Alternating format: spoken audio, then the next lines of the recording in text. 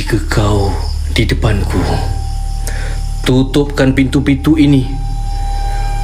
Come on.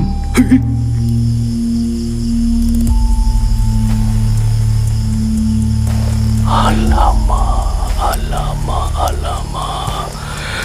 Oh, ya Allah. Aduh. Kau hentikan sekarang kau.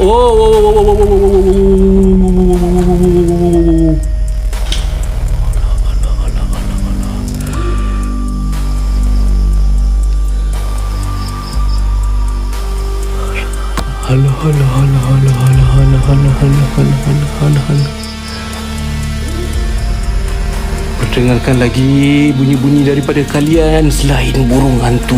Apa suara lagi yang kau mampu?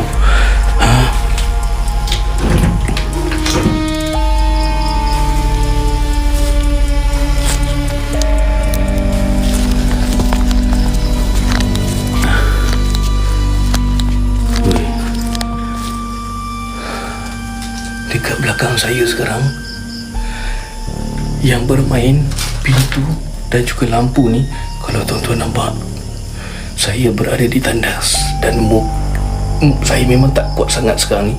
Saya tak tahu, mungkin saya tak cukup ready, tapi saya tahan diri saya. Dengan ada suara-suara ni ganggu, saya cuba untuk bertahan. Kawasan kat sini aura dia sangat-sangat gila, tapi kita tak tahu EMF mula dah kena kacau ataupun tidak. Dia sedang menunjukkan sesuatu. Tak apa, aku boleh baca dalam hati. Baik. Kita pandang depan belakang. Tak ada. Saya tak ada backup. Saya ada Allah je.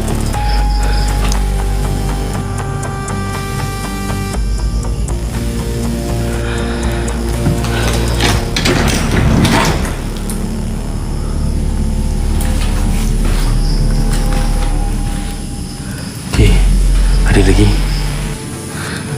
Ciri ada lagi. Apa lagi korang nak saya cek? Guli dah beralih. Guli dah beralih ke belakang. Okey, guli dah beralih ke belakang. Apa lagi kita kena cek? Keadaan semua sama. Okey, yang untuk penonton semua, mini bilik ni kejap lagi kita masuk. Itu bukan keris tau, right? Yang ni bukan keris. Ini orang dulu panggil tombak ataupun lembing. Tapi ya Allah, Alhamdulillah, terima kasih Kak Juniza. Terima kasih menghargai live saya. Terima kasih sangat. Alhamdulillah, syukur.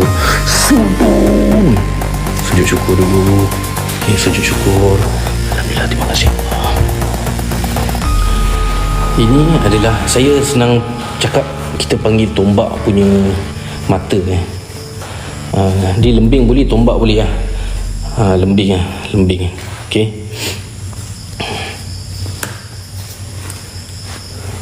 Saya tak boleh tunjuk lama-lama. Ini tuan rumah cakap, ini barang yang dia lupa nak buang. Ada lagi satu keris dia dah buang.